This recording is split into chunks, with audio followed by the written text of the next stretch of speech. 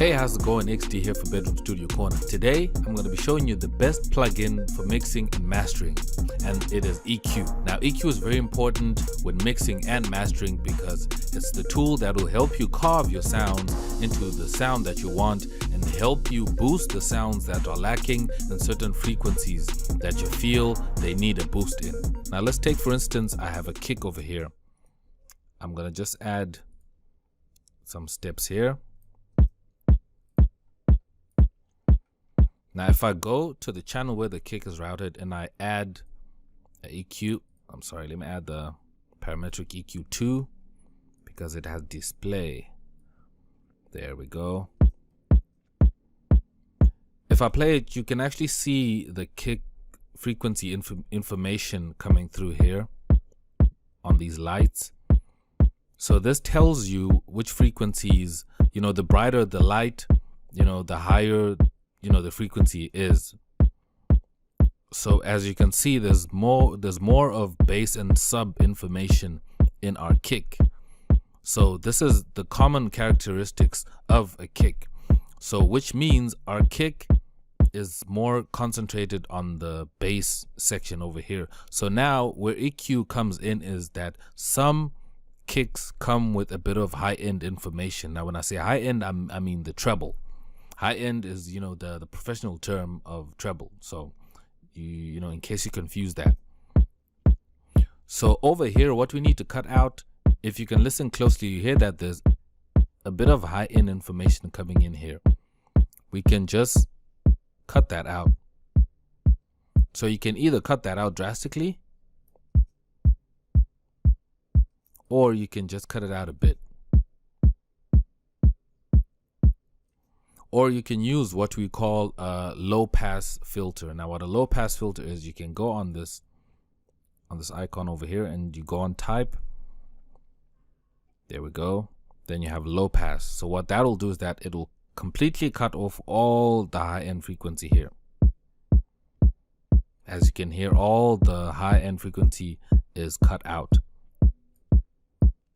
If I move it back, it comes back in.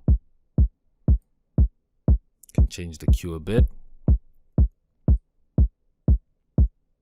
So what this does is that it cuts out everything that's playing over here so it can give room for other instruments to be able to come through nicely without being interrupted by the high-end information in the kick, because we don't need that.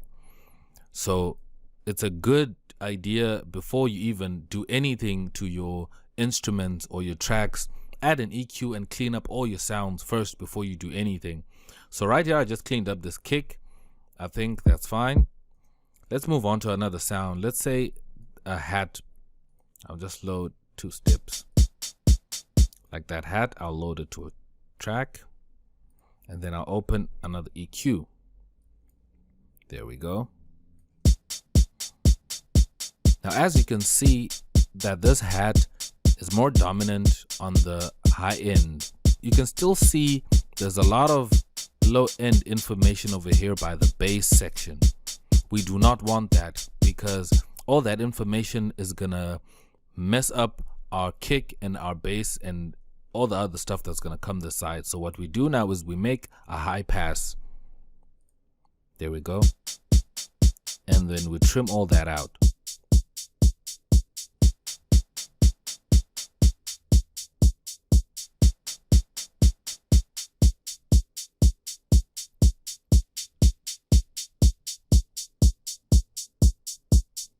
There we go. Not too much, but just to make sure that all we're getting is just the high-end information. So that is simple EQing. You can even add another, like let's say another hat over here. Load it to a track, load up an EQ, and check to see which frequencies it's on. As you can see, it's more dominant right here at the end. But you still have this information still on this side. We need to cut that out. So what do? High pass. Cut it all out.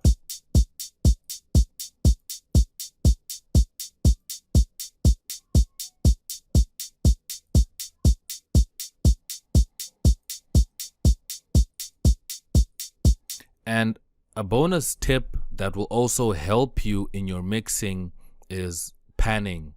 Now, panning is a very useful tool when you're going to be stacking sounds, because you don't want all your sounds to be stacked in one place.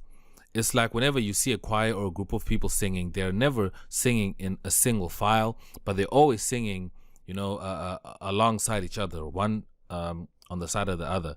So that's what you need to do when you have multiple sounds that are probably in the same frequency range playing. You need to kind of just slightly EQ them, not drastically EQ them to the left or to the right, but just a little bit, also to give room in your mix, just like that.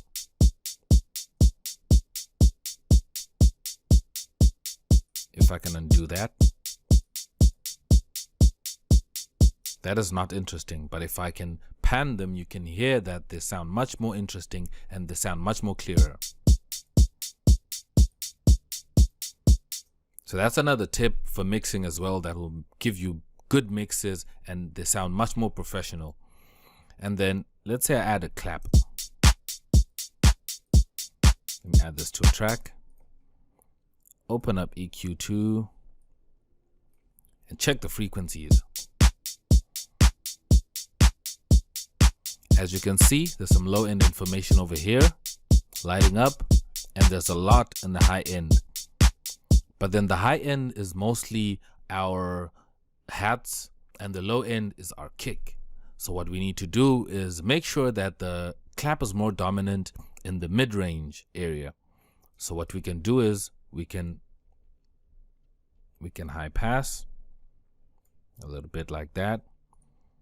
We don't need to low pass here because we still want the clap to have a little bit of information in the high end, so that it's crisp. It's not so so mid-rangey. It has to have a little bit of crunch into it still. So what we do, we use a shelf. A shelf is just to lower it a bit, but not canceling all the information out of the highs like that.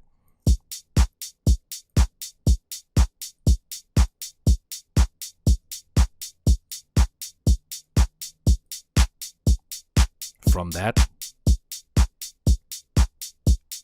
to that. Sounds much better.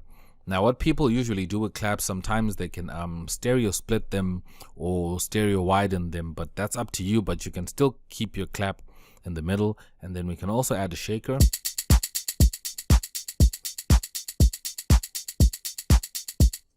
And also check where the shaker is dominant on. I'll just solo it. As you can see, the shaker is also in the highs over here, but you still have this low end information that is coming through. Once again, we need to cut all of that out. So what I'm actually doing right now, this whole process is actually cleaning up sounds. I haven't even added any other plugins. I'm just EQing all the way. So you need to do a good sweep of all your plugins and just clean all of them out. Make sure the frequencies are right before you start panicking that your song is not sounding good. Maybe you're not good or whatever, but just make a sweep of EQ first and do some panning and hear how it sounds. You can hear the drastic changes that you'll have made through EQ and panning. So I want the sound to be more on the high mids over here and the mid, instead of to be in the treble too much. I still want my hats to be clear on this side. So I'm just going to lower the shelf over here and high pass over here. Now playing it with others.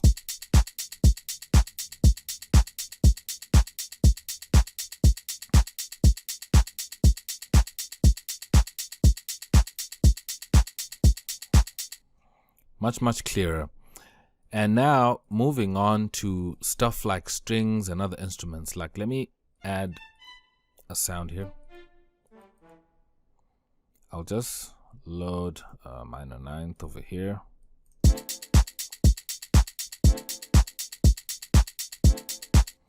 And then I'll load it to a track.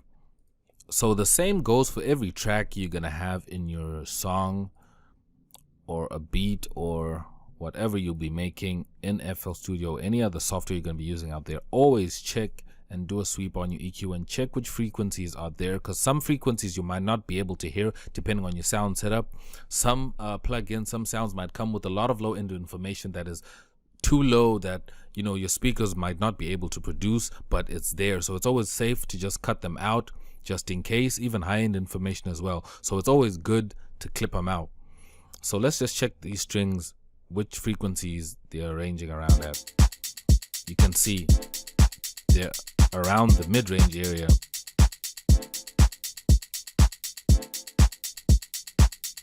And not so much on the highs, not so much on this side. So what we can do, we can just shelf the lows just to make sure.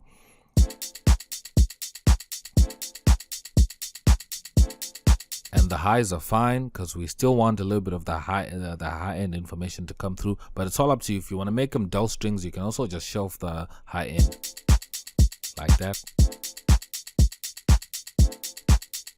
So it's dominant on the mid-range section here. Now let's go to some bass.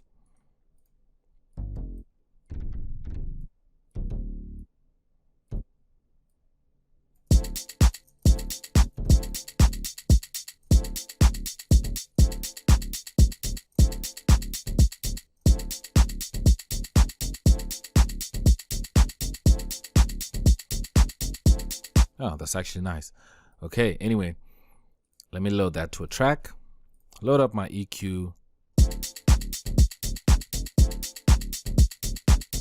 So since this is bass, we need this to be more dominant on the bass sub side, on the low end side. So what we're going to do is we're just going to not exactly low pass this EQ, but we're just going to shelf it because it has a bit of high-end information that we need, because that's important. And that's the thing about bass. You don't have to kind of cut it all out. It's up to you. You can do that if you want to, but just also think about people that are going to be listening to your track without a big subwoofer, or that are going to be listening on a laptop or on a phone speaker.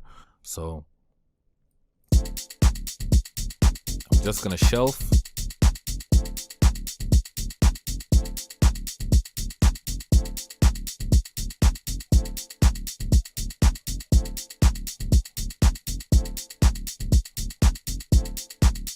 So that's basically it. That's basically EQing. Just going through your whole song, every track, EQing, making sure that all the frequencies are in the right place. Every sound is sounding clean and perfect and is not just unintentionally, for no reason, disturbing the other frequencies. So this sounds like this.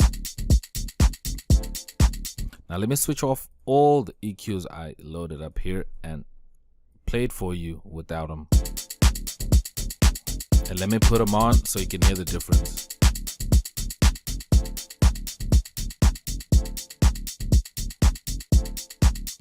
You can actually tell that it's much more clearer like this.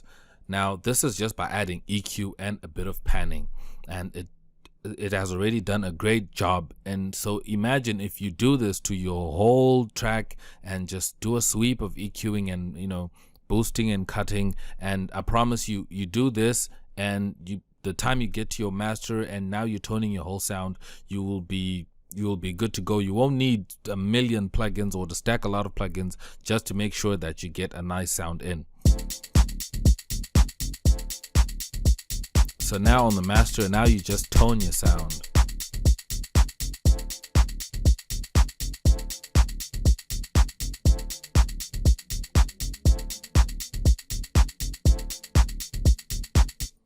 So that's basically it. That's basically what I wanted to show you, how EQ and knowing a bit of EQing can help you get better mixes and in turn get a better master if you're a beginner.